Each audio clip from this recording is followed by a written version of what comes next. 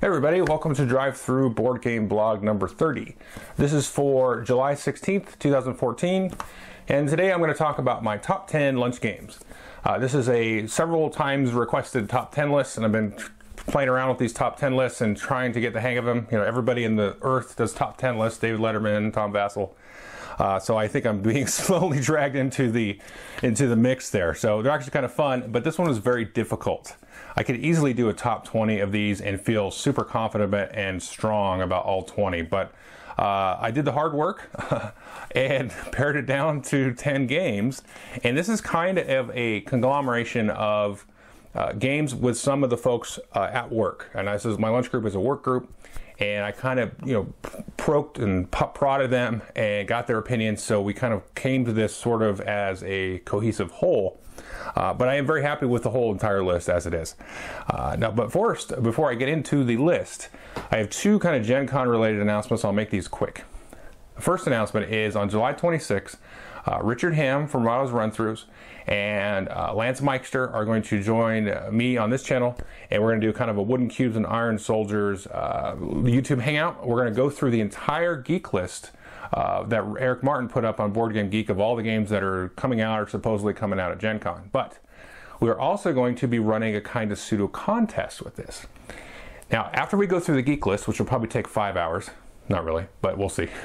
We're going to quickly give each of our top 10s of games that we're looking forward to at Gen Con. And what we're going to do, what Richard has done, is he's created a Google, like a survey. And folks can go on there and they can sign up and they'll be able to pick what they think each of our top game is going to be out of the top 10. And we're going to select a winner. So if somebody gets all three right and you guess the top game for each of us, then you can win your choice of one of those top three games. And if you get close, Richard has the whole thing worked out, mathematically how it's going to work. But, so that's the thing. So we're, July 26th, I'll put links down here. And then once the survey thing goes live, which should be probably about a week from now, then I'll put links here. And if you follow myself or Richard and Lance, we're going to be blasting it all over Twitter and Board Game Geek and Facebook and all this kind of stuff. So that should be fun. And we'll go through the whole Gen Con geek list and, just kind of give our loose impressions if we can, and just go from there and just have a good time, kind of yakking and yawn for, a couple hours. So the next second Gen Con related thing is I am very privileged to be part of an event that is hosted by Spooning Meeples, and myself and the gals at Spooning Meeples and Richard Ham and Lance Meister and Rodney Smith from Watch It Played, Scott Morris from Crits Happen, a couple of guys from Cardboard Jungle and Board Game Replay, and I'm forgetting Weapons Grade Tabletop, all kinds of different people are going to be participating in this kind of Dark Overlord variant, which should be really cool. If you played that game, you have the Overlord and the little peons. Well, the audience is going to be kind of like a jury. Instead of just one Overlord, they're going to be kind of a jury. Well, the cool thing is, I've mentioned this before. I don't know if I mentioned it on video, but the initial event had a room for 80 people, and it sold out, I think, in a couple of days, maybe even like 2 days. And so Gen Con has upgraded their event, and now it's in a room with 300 people, possibly. So if you want to come in, it's free, it doesn't cost anything, but if you want to sign up and reserve a ticket, so you can get in for sure, then you can do that. So it should be a lot of fun. I'm pretty excited about it.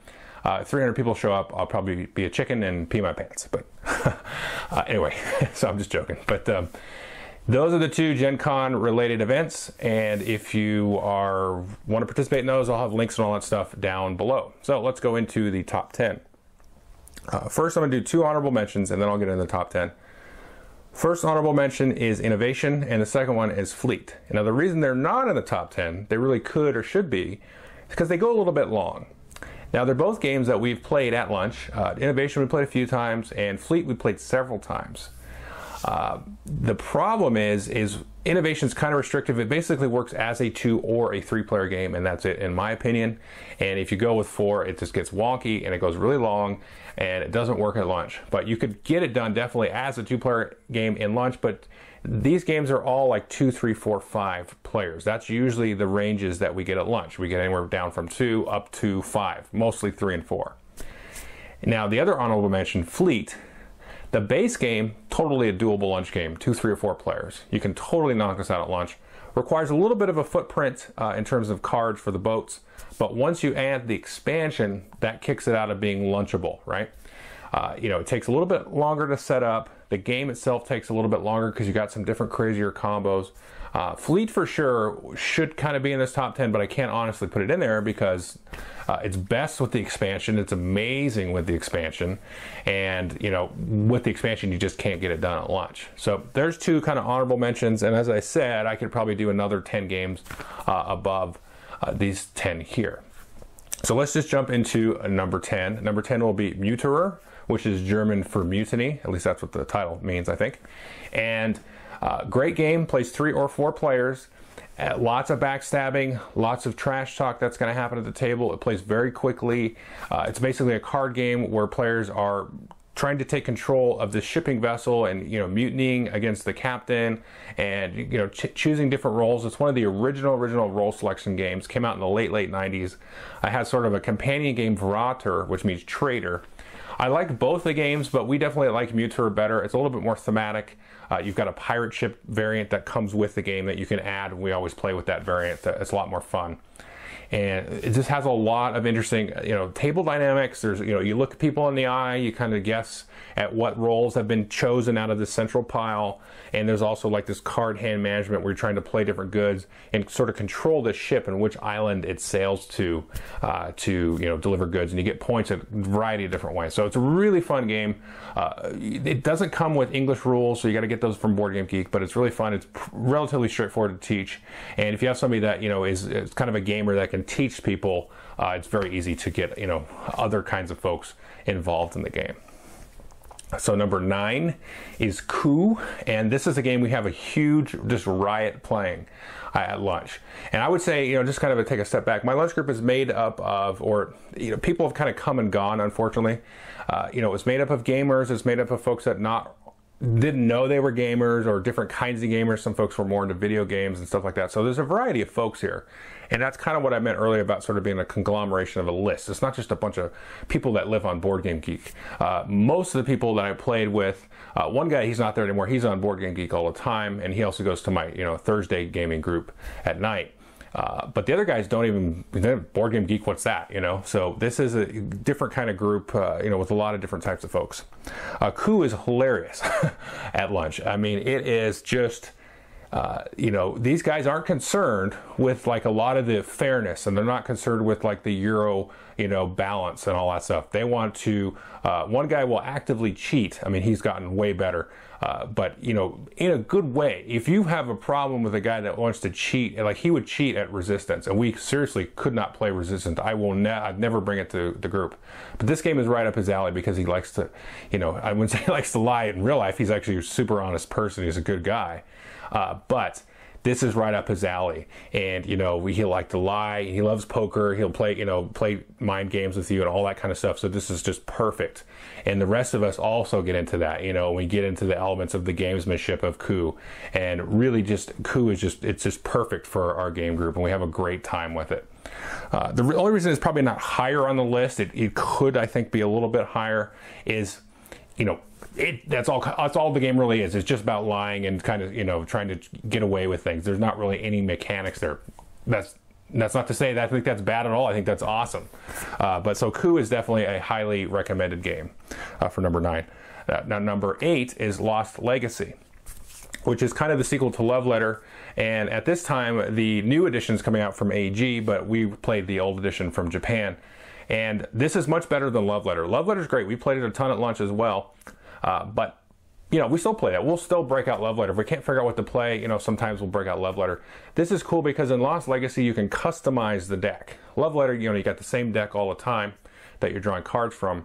But you can play around with Lost Legacy, and it changes the metagame. And when we got this and we first played it, we probably played it almost 30 times. I know we didn't quite hit the 30 mark, but we're in the 20s over a couple of weeks. And so we really got into it, and then we would change the deck around and, change the legacy card that you have to find, and then, change the 1 card and the 2 cards. So you can really mix and match. It's basically the same mechanics as Love Letter, it's just more of kind of an advanced Love Letter. So it's great. And so, AG is coming out with it. So folks over here in the United States and elsewhere, should be able to find it readily. You know, it really is just, if you didn't like Love Letter, I would still give Lost Legacy a chance and really mix it up. Because the thing about Love Letter and Lost Legacy, it's not like the mechanics that are doing all the work for you. It's the whole reading of the other players. That is what gets sparked. And, you know, there's no like levers and, you know, spreadsheets to work out. It's all about, okay, now I understand the mechanics. Now, you know, what does Billy like to do? Billy likes to do the guard and call princess every time, you know, we start a round or whatever, just to give you a Love Letter analogy. So you got to sort of read that metagame and what people are used to doing, and then, you know, reading when people break out of their habits and all that stuff. So Lost Legacy is cool because you can change that meta. All right, enough on Lost Legacy. Number 7 is Rapa Nui. And the saddest thing ever in board games is that Rapa Nui has not been brought over to the United States. That is lame. It's super lame because, you know, maybe it wouldn't sell well. I honestly think it might not, because the theme is kind of different. It's sort of a island, what's that? It's in, what's the name of the game? I can't remember the name of it. But they have those big statues. I'll probably remember during editing and put it in annotation here. So it's got a weird sort of, almost like a farming kind of theme on this island, and players are, but it's really kind of a stock market mechanism underneath. Really cool. It plays great at all player counts, 2, 3, and 4. And there's some manipulation that you can do, and, you know, reading of players, and it definitely, it's like a really, really light stock game. It really is. And we have a blast with it. And we just, this is one that, you know, we played it when I first got it several times, and then it came out like a couple months later. And then it came out again, and it just like keeps staying in rotation. It's never left work, I think, since I got it. And so it's just really good. I did a video review. It's hard to explain, you know, kind of generally, because it's a lot about the mechanics in this case, you know, unlike Coup or Lost Legacy. But yeah, it's really, really cool. There's some different kind of weird, it's almost like a extended blind bid and all this stuff, and you can kind of change this kind of bidding, but it's not, it's extended over several rounds. So you kind of like build up a pile and kind of see this pile on this sacrifice altar to sort of see what, you know, what's the most valuable at the end of the game. So a lot of cool, you know, interesting stuff there, Rapa Nui. But you could probably skip this one because you can't find an English version of it. You got to get the English rules. You probably got to order it from Game Surplus or Amazon.de or something like that. Unfortunately, it's so good. It's designed by the game, well, excuse me, by the designer of Carcassonne. And, you know, he's designed 1 or 2 other games that I think are decent games. And this is definitely maybe his best game. All right. Let's see. What are we at? Number 6. Biblios. This is kind of your no-brainer. This is a great one, you know, maybe to start, you know, a lunch group with. You know, if you have Biblios, or, I mean, you can always use like For Sale and No Thanks and other games of that ilk. Biblios to me is the pinnacle of that style of that quick sort of lightly economic sort of filler, excuse me, not filter, type of game. You have the 2 stages, the drafting and then the auctioning, and once you dig into it though, you have some intentionality that you can exert on the game space. That was a lot of big words. Because For Sale and No Thanks, they kind of exist up to a point, and then you've kind of not solved it, but you've figured out when and where to push your luck, and when or where to, you know, throw a certain check card down, or to take a chip, or, you know, send it around again and No Thanks to do it. Now Biblios, again, you get back to the reading of the player. You kind of do a little bit of card counting. You know, once you move in from the drafting to the auction phase, you get a read on what's been drafted and passed around, and, you know, then you move into that phase, and you can kind of guess what players are going for. And it's a light stock. I mean, it's not as much of a stock game as Rapa Nui, but it has that element of trying to read what's going to be valuable at the end of the game. But the mechanics are super dead simple and very easy for people to pick up. But this one has vast amounts of replayability, just vast. And you just got to play. I've played this one at least 50 times, if not, you know, more. So that's Biblios. Number 5 here is Frank's Zoo. A game I've also talked several times about, actually done a video review and a written review for Frank's Zoo. One of my more favorite ladder climbing trick-taking style games. Now I would say games like Haggis and probably Potato Man, and then Abluxen is a good one in there. We played a couple others. I'm forgetting a few. Those are really good. I would recommend those, and those were ones that I could see, you know, leaking into the top 10. Now, Bluxen and Potato Man are kind of new, so I'm really scared of putting really new games in there because, like I said, Rapa Nui is one that's come out and come out again, and Biblios and Coup. Those have come out several times, not just that initial, wow, this is great, and then I forgot all about it in a year, you know. But a Bluxen Potato Man now on Kickstarter. You know, those are good ones, but Frank Zoo is great because it has that changing team dynamic. Simple ladder climbing game with the animal pictures on the cards, but it has all those different elements of those kind of like ringer cards and those Tichu type cards. But, you know, depending on the current score after each round, you're going to change partners. I love that. That's just great. More games should do that where you change partners. But anyway, I'm not going to get too much in the details of Frank Zoo, but that's why I really like it. And like I said, I did a video and a written review of it. All right, number 4. Now these top 4 here, yeah, these top 4, I could interchange all 4 of these. One of these could be number 1, you know, whatever. So number 4 is San Juan, but you got to play San Juan with the expansion. That really puts it up into that extra stratosphere for me. This is one that we played very early on, introduced the guys to kind of gaming and stuff, those that weren't familiar with it, with San Juan, and you get a lot of mileage out of that. You know, I didn't think necessarily San Juan was a great gateway game, but I think it might be because you learn a lot about different things. You learn about how you can reuse a card, you know, to be a building or a crop, or use it to pay for something. And you have also the different special abilities that are going to change that you have to get familiar with. So it works really well. So this is another one along with Biblios and like For Sale and things that I would also bring in to get folks used to gaming, maybe as a second game after For Sale or something. But we have a great time with it, and you know, it's one of those things again where you read the players a little bit. There's a lot of good mechanics, you know, in San Juan, but there's also a nice, you know, pacing element and the types of buildings that people like to build and the combos that people like to set up. And you know, when are they going to pull production versus trade versus the prospector and all the different roles that are involved.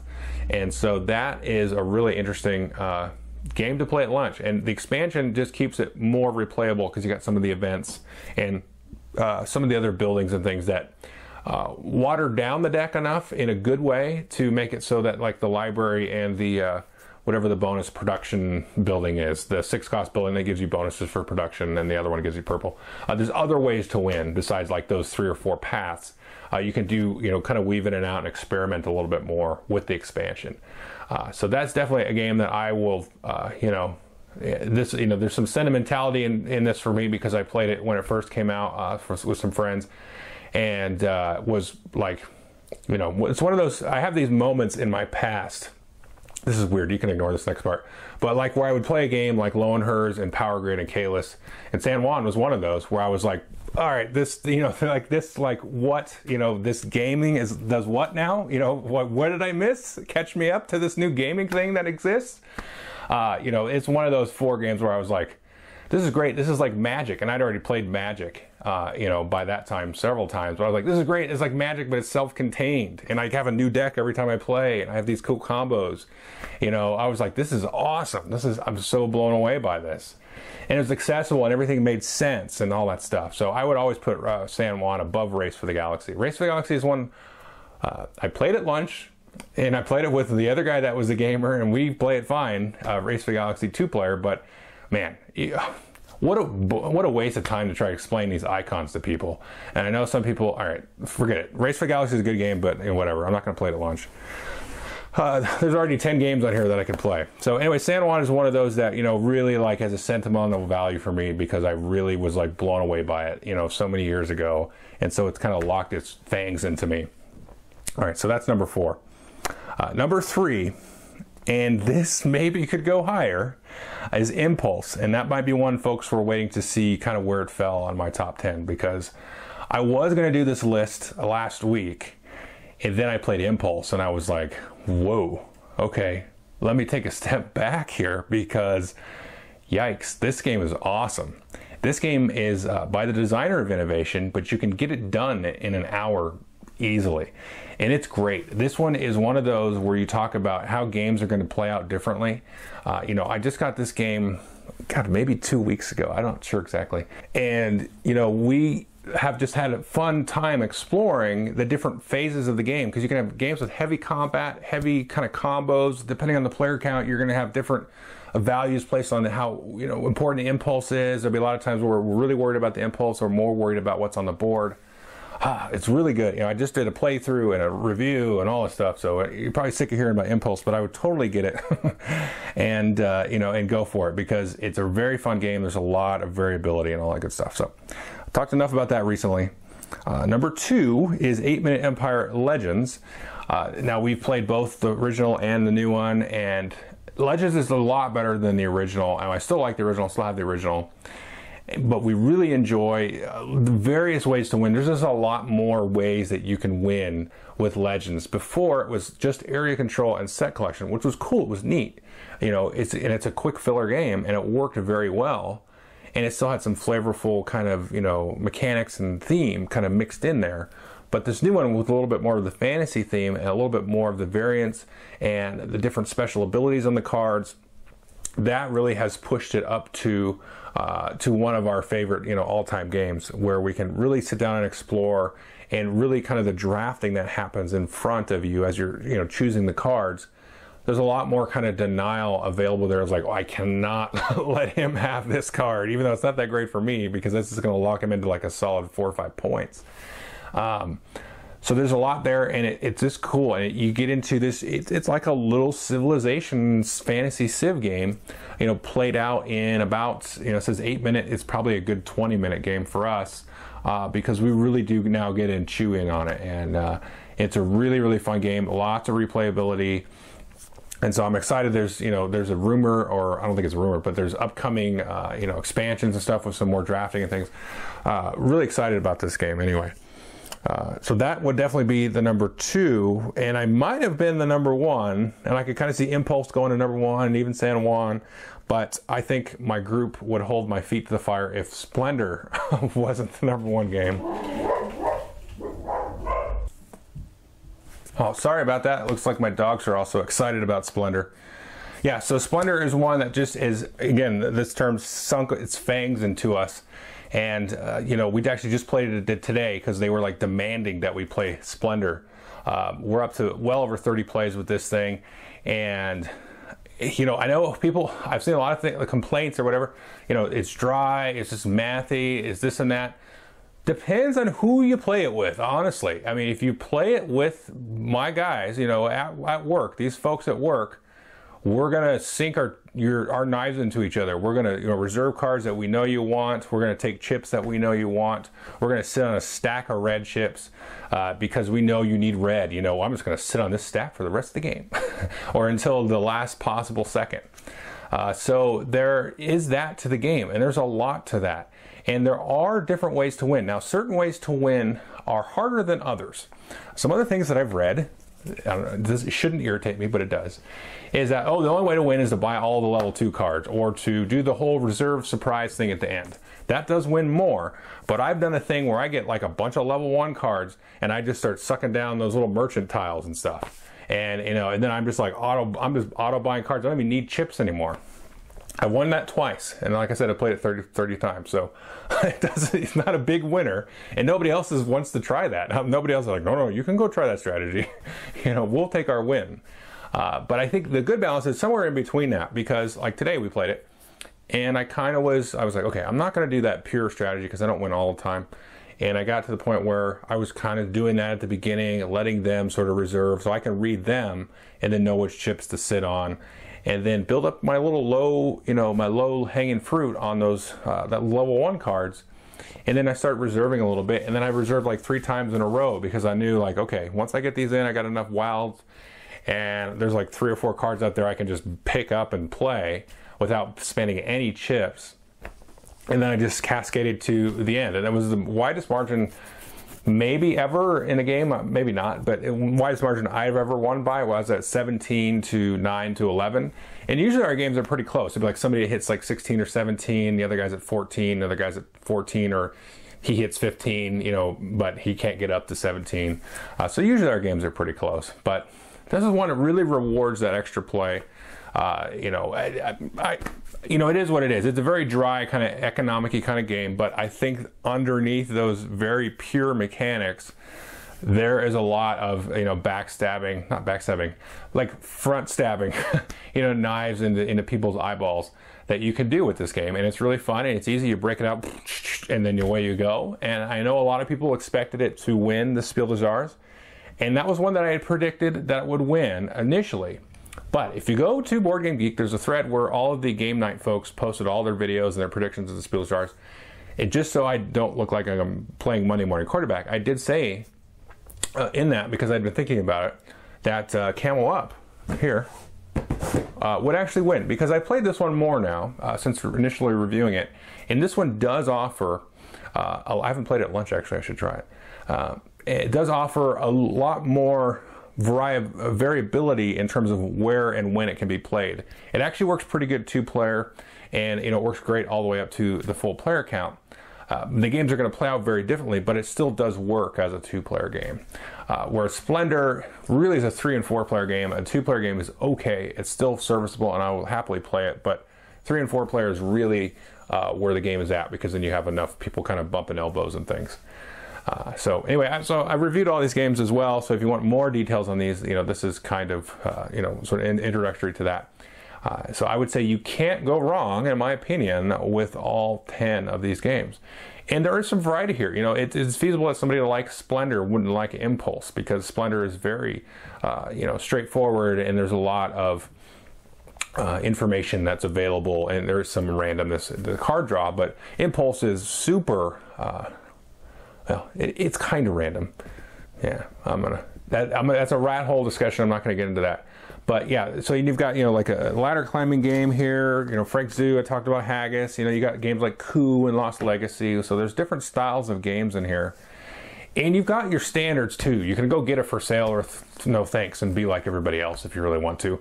You know, those milquetoast games sometimes are not the best thing. You know, for sale is a good game, and no thanks is a good game, and I own both and won't get rid of both. But, you know, my only little thing is that, you know, a lot of times people just kind of recommend those milquetoast games that are kind of inoffensive. But you know what? Once you play Coup with somebody as a gateway game, you know, that may turn them off. So, you know, buyer beware there. But I think a lot of these are different games that you can get into these types of situations. Anyway, there's the top 10 list. Definitely check out the Gen Con links and stuff like that I talked about earlier. If you have any more ideas for top 10 lists, I think I have 2 that I'm really solid on. But if you have more, send them my way. The next one I'll probably do in a week or two was pretty fun to make as well. And but it was also very hard because 10 is like, 10's a good number for games, because it's like, you know, it's hard to get down to 10 in some ways, and sometimes it's hard to get up to 10, depending on what your filter is. So, all right, anyway, go play some games. Thanks, bye.